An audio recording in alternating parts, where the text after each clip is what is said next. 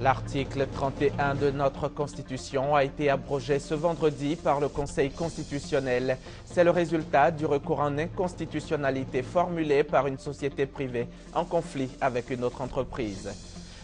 Bientôt, les 27 000 personnes vivant dans le parc national du Mont Péco seront délocalisées. Une opération d'évacuation qui va coûter la bagatelle d'1,4 milliard de francs CFA. L'actualité, c'est aussi le retour annoncé des instances décisionnelles de la Banque africaine de développement à Abidjan. Un retour qui devrait se faire dans les 2 mois avant le prochain conseil d'administration de l'institution. Et puis, le mois de Ramadan débute demain samedi. La lune a été aperçue ce soir à Korogo et à Bonan. Vous entendrez dans ce journal les imams Sekoussila et Diara, les représentants du CODIS et du COSIM, le Conseil supérieur des imams. Voilà pour le sommaire. Mesdames et messieurs, bonsoir et merci de nous rejoindre sur RTI 1. Le Conseil constitutionnel vient de rendre une décision. Il s'agit de l'article 31 de la Constitution ivoirienne qui a été abrogé ce vendredi. C'est le résultat du recours en inconstitutionnalité formulé par une société privée en conflit avec une autre entreprise. Les précisions de Gabriel Zani.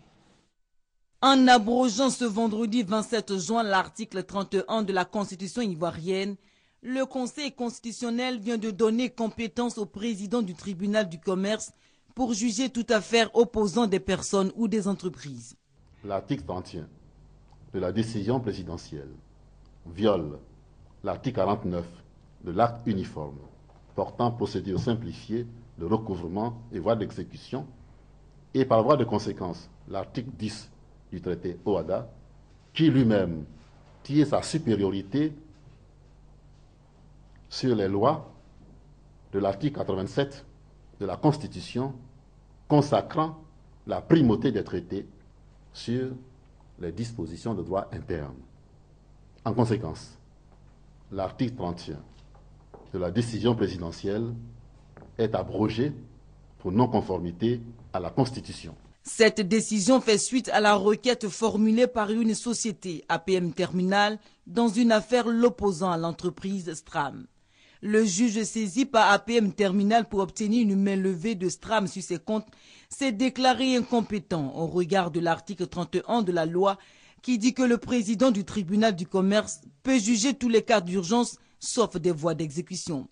APM Terminal a donc saisi le Conseil constitutionnel en évoquant que l'article 31 est anticonstitutionnel parce que contraire au test de l'Organisation pour l'harmonisation en Afrique du droit des affaires, l'OHADA.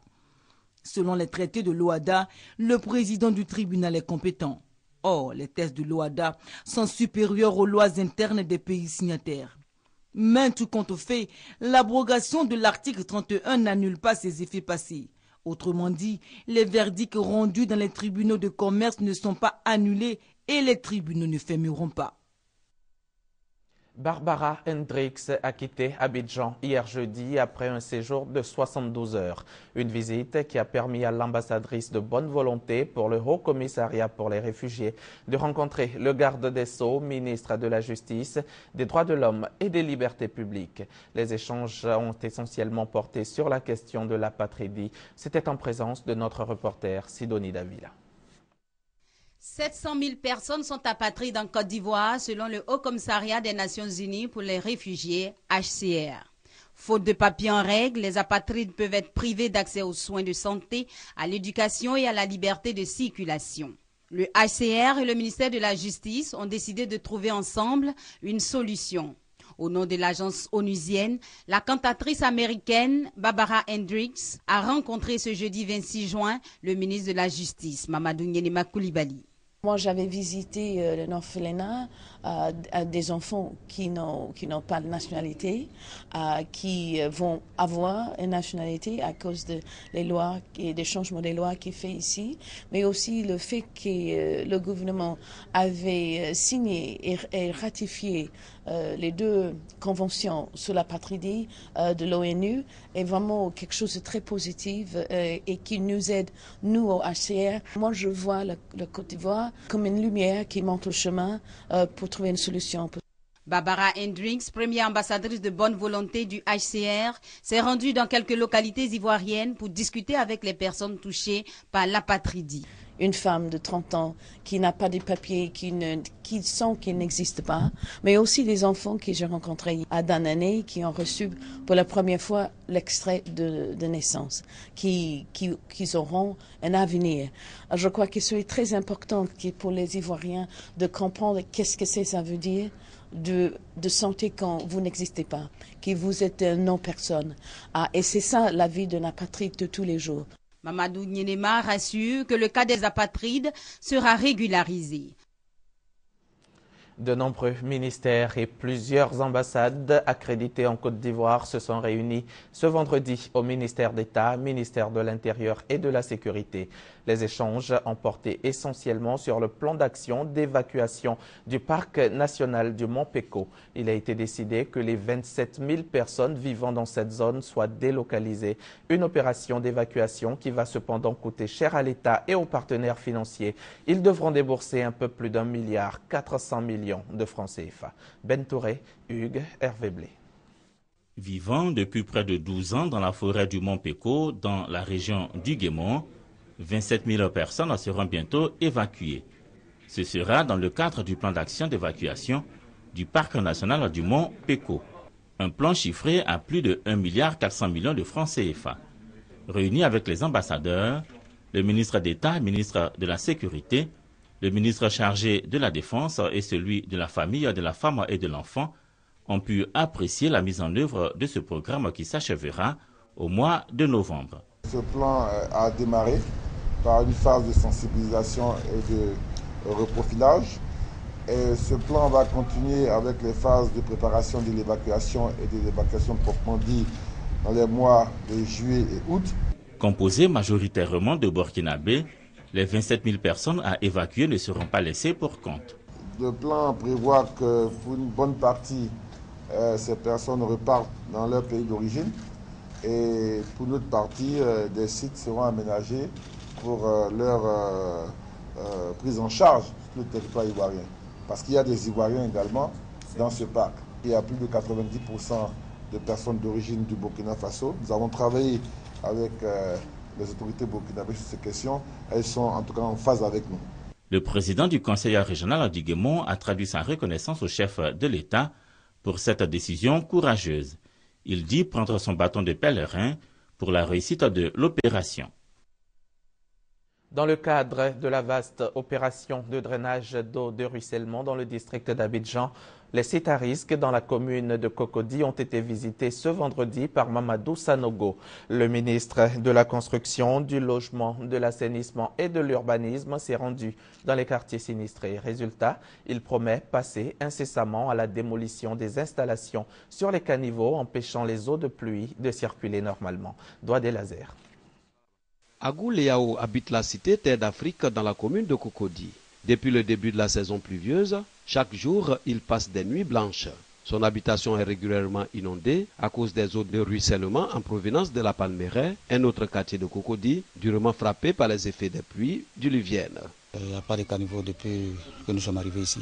Quand il pleut souvent, aller au travail même c'est dur. Ça nous met mal à l'aise. Ça vient avec le sable et ça rentre même partout dans les maisons. Dans le prolongement de la cité Terre d'Afrique, une autre cité appelée la Verdoyante. Ce quartier souffre également des eaux de ruissellement, la cause toujours liée au manque de canalisation et mieux aux caniveaux bouchés et même inexistants. Chacun est conscient, quand il vient bâtir une maison, il doit prendre ses responsabilités pour respecter les règles en vigueur. Là où les règles n'ont pas été respectées, nous on ne s'opposera pas à ce que les travaux d'aménagement soient faits pour le bien de la majorité des résidents. La situation devient inquiétante à chaque goutte de pluie. Le ministre de la Construction, du Logement, de l'Assainissement et de l'Urbanisme, Mamadou Sanogo, en visite terrain sur les lieux, entend mettre fin à l'anarchie dans cette cité. Ici, le site est devenu finalement une sorte de cuvette, parce qu'en aval, il nous revient que même là-bas aussi, il y a eu des bâtiments qui ont été construits sur le passage des eaux. Et nous ferons en sorte qu'à l'avenir, ces situations n'arrivent plus. Les spécialistes qui sont ici trouveront les solutions idoines au problème en tout cas qui est posé spécifiquement à ce quartier. Depuis le mercredi 25 juin, le gouvernement ivoirien a décidé la démolition de toute installation sur les passages d'eau afin de réaliser un drainage efficace dans le district d'Abidjan. Objectif, circonscrire les dégâts liés aux inondations dans les quartiers des communes d'Abidjan. Je vous l'annonçais en titre, c'est demain samedi que débute le jeûne du mois de Ramadan. Je vous propose à présent d'écouter les imams Diarra du Codis, le conseil des imams sunnites, et Sekou Silla, du conseil des imams, du conseil supérieur des imams, le COSIM.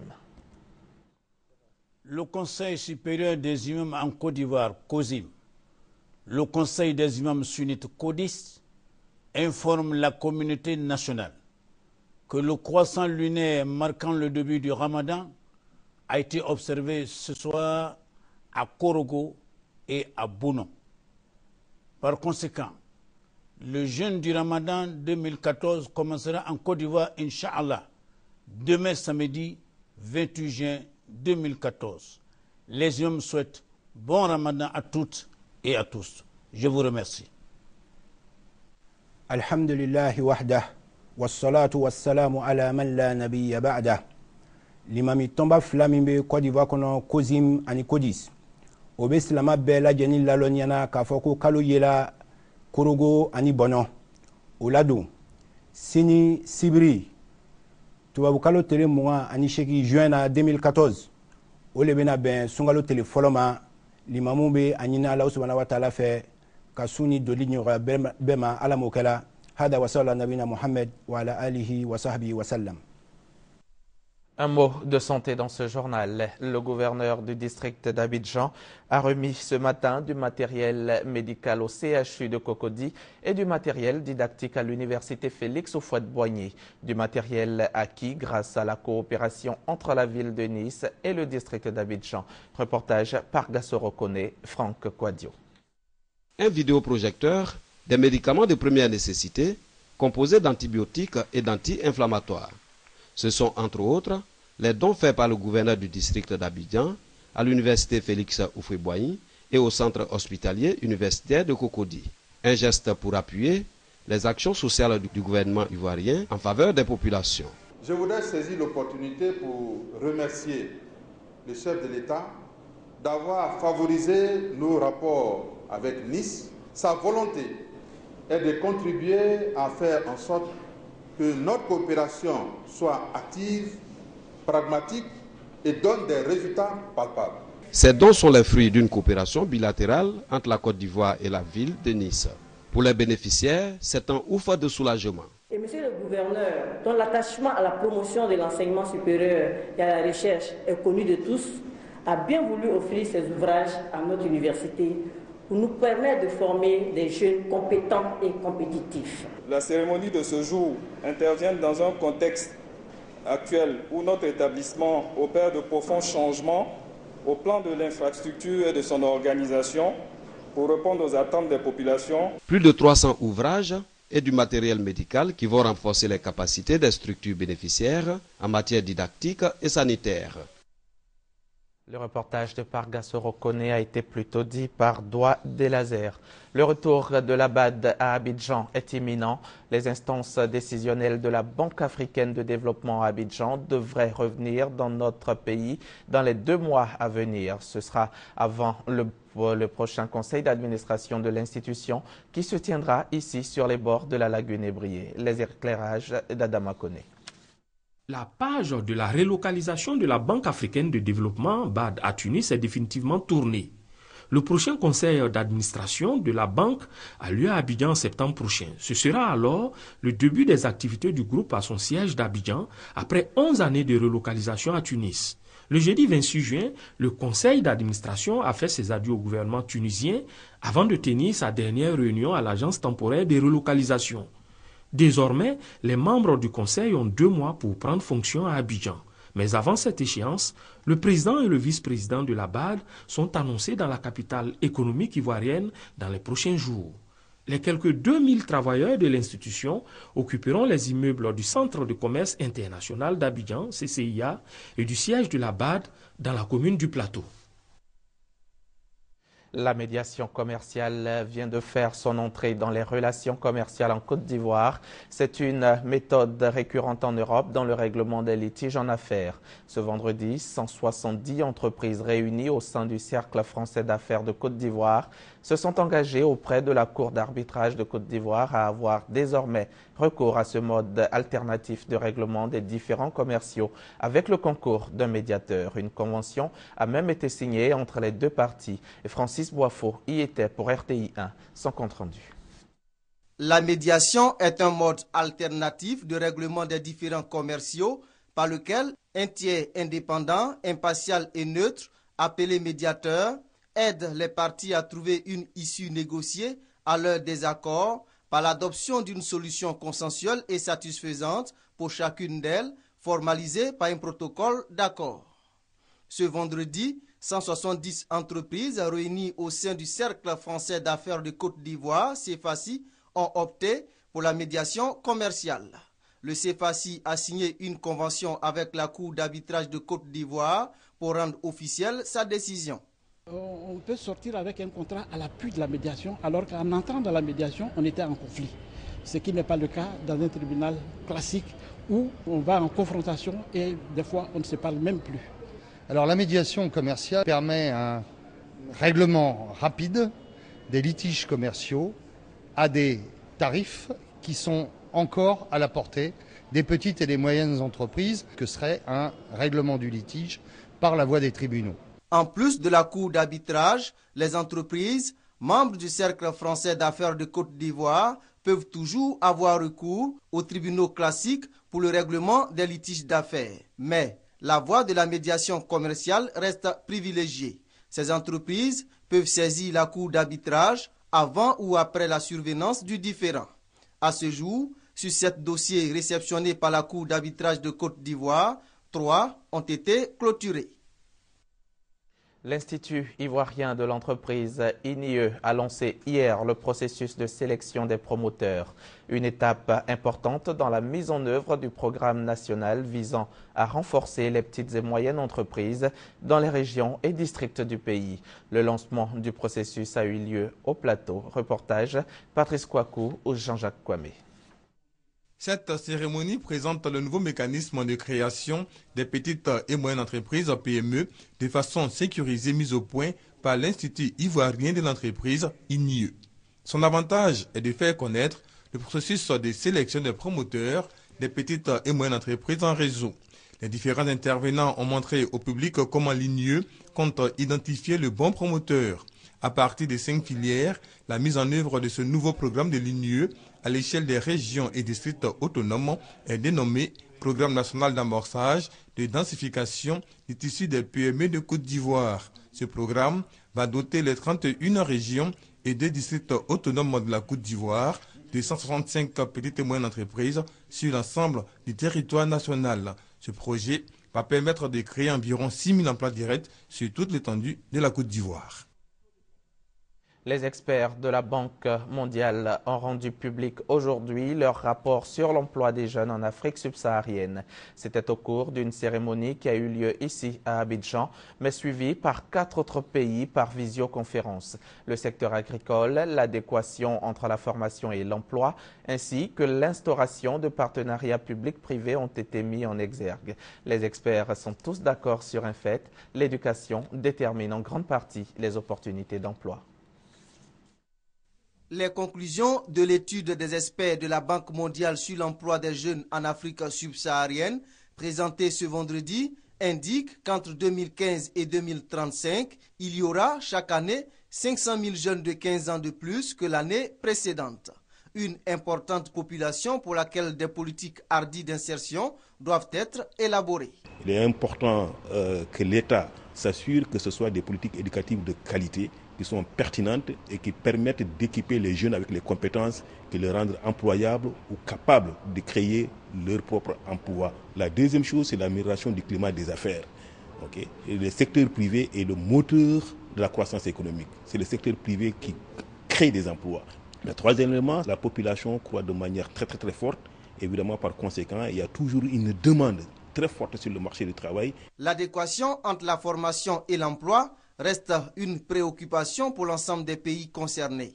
En Côte d'Ivoire, les autorités veulent y apporter des solutions. J'attends donc que les partenaires techniques et financiers appuient le ministre de l'Enseignement supérieur à faire en sorte qu'à l'enseignement supérieur, nous ayons une formation de qualité, adaptée au marché de l'emploi national, régional et pourquoi pas mondial.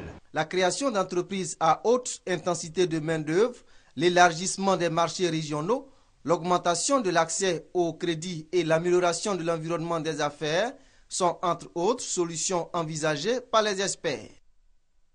Reportage signé Bertin Guesson et Francis Boiffaut. Voilà pour le chapitre économie de cette édition.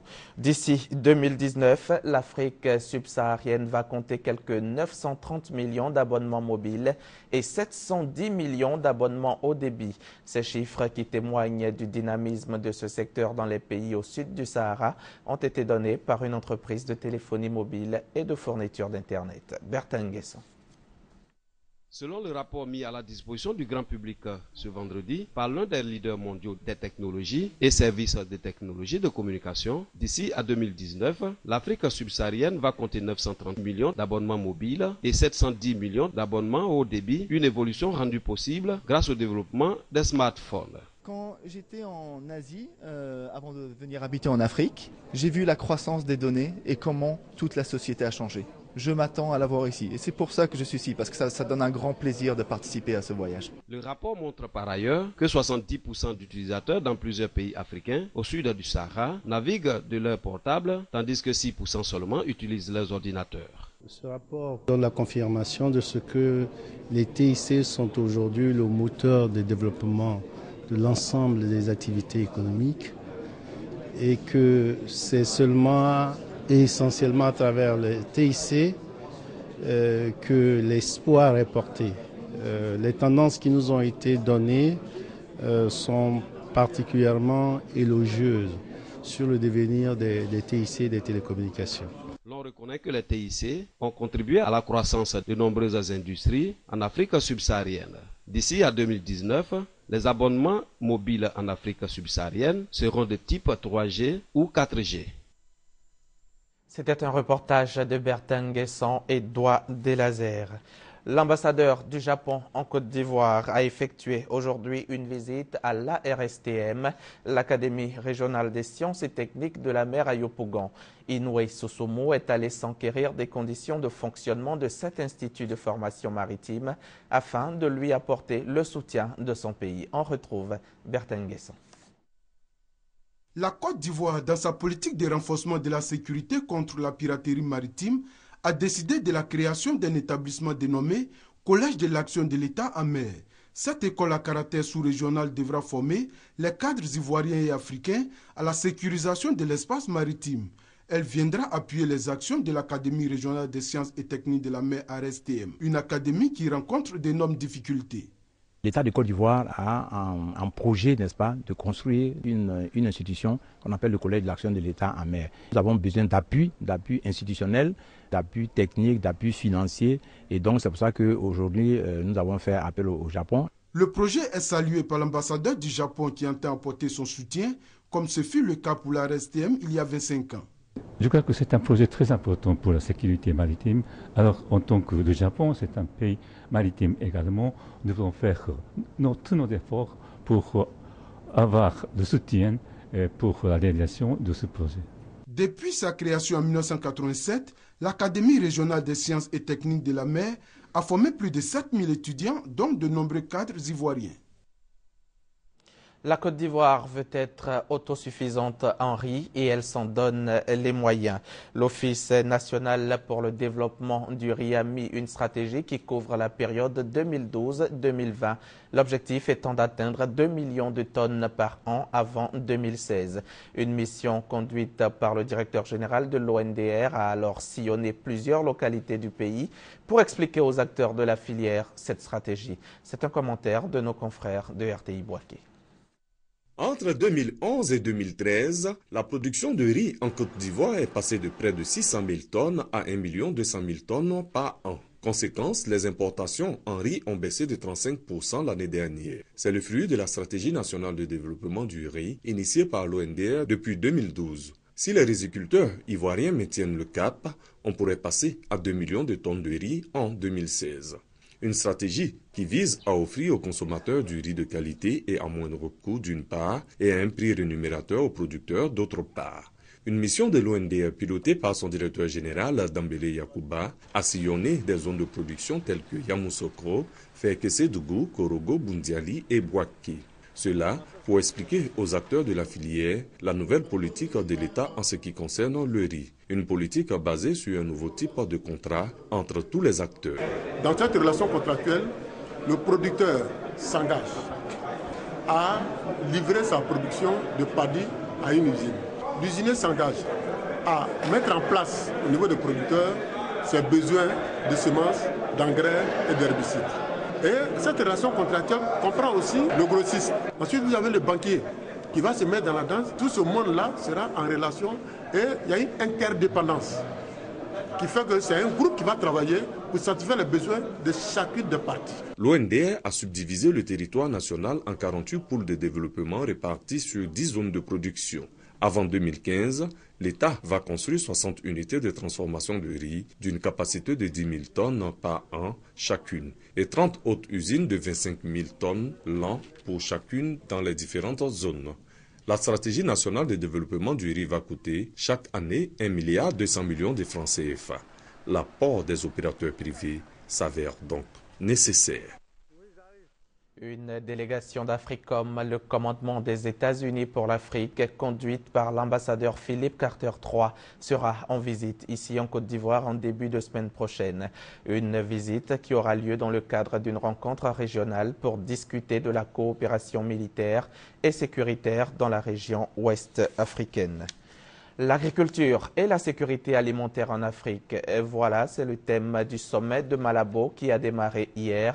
Les chefs d'État et de gouvernement des pays de l'Union africaine réunis en Guinée équatoriale ont fait le bilan de leur politique agricole élaborée il y a 10 ans. Reportage.